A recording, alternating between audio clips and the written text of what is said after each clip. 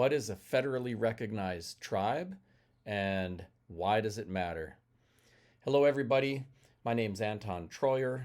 I am a Leech Lake and White Earth descendant, and I teach Ojibwe language, history, and culture. Let's begin with what is a federally recognized tribe. In the United States of America, the U.S. government formally recognizes tribes with whom it has made treaties or tribes with which it has engaged in a formal process through auspices of the Bureau of Indian Affairs to recognize them officially. It matters because here in the United States of America, there are certain defined powers for the U.S. federal government, like an army to defend everybody, a common system of taxes and laws, but almost everything else is retained by state governments. This is why in some states there's a death penalty in cases of murder, and in some states there is not. Almost all of our lives are really governed by state laws much more than they are by federal laws.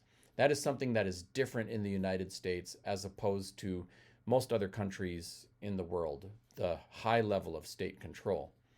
And having relationships with and dealing with Native Americans is officially one of those federal responsibilities. It comes right from the U.S. Constitution, where there is a clause called the Trade and Intercourse Clause, which says that only Congress, meaning only the U.S. federal Congress, shall regulate affairs between the several states and various Indian tribes.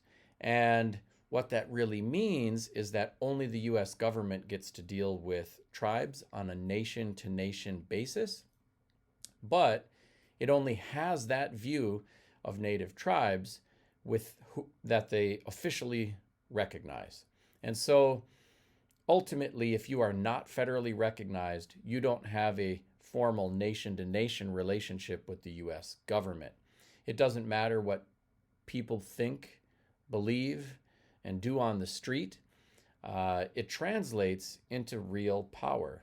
So, for example, in many U.S. states, there are laws that say gaming and gambling is illegal, except for Powerball, pull tabs, and church bingo. And those laws do not apply to Native nations that are federally recognized. As a result, in those states, the tribes, which are federally recognized, can establish a high-stakes casino operation without respect to state laws. And there are many, many tribes in the United States, 574 federally recognized tribes. However, there used to be closer to 700 of them. And there are a lot of ways that tribes have not been recognized, either historically or with the advent of more recent laws.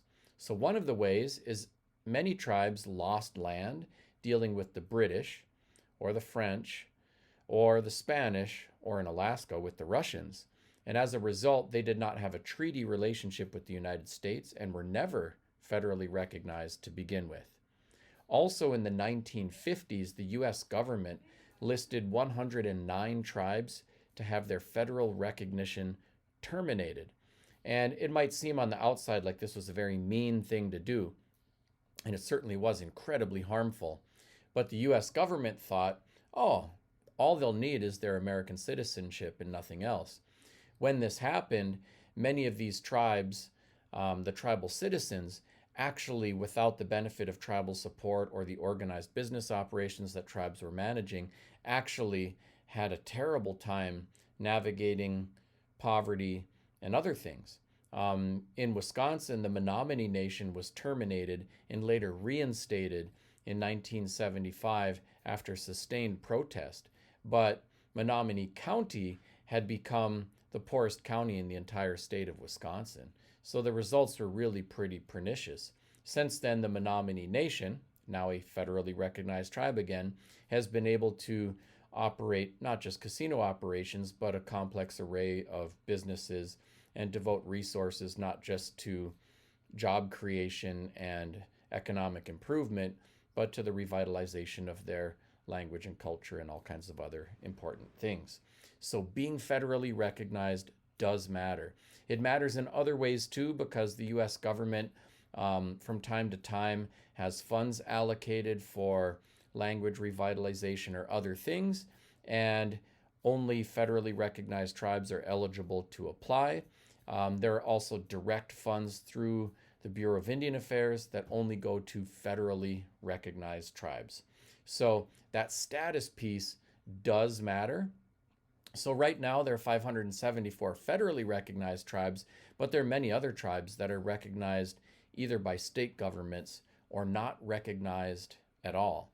So that status piece is one of the cornerstones for kind of operational sovereignty, the ability to make your own laws about anything, and the ability to gather resources in order to not just have a cohesive government operation for a tribe, but to really impact the well-being of tribal citizens and the communities around them.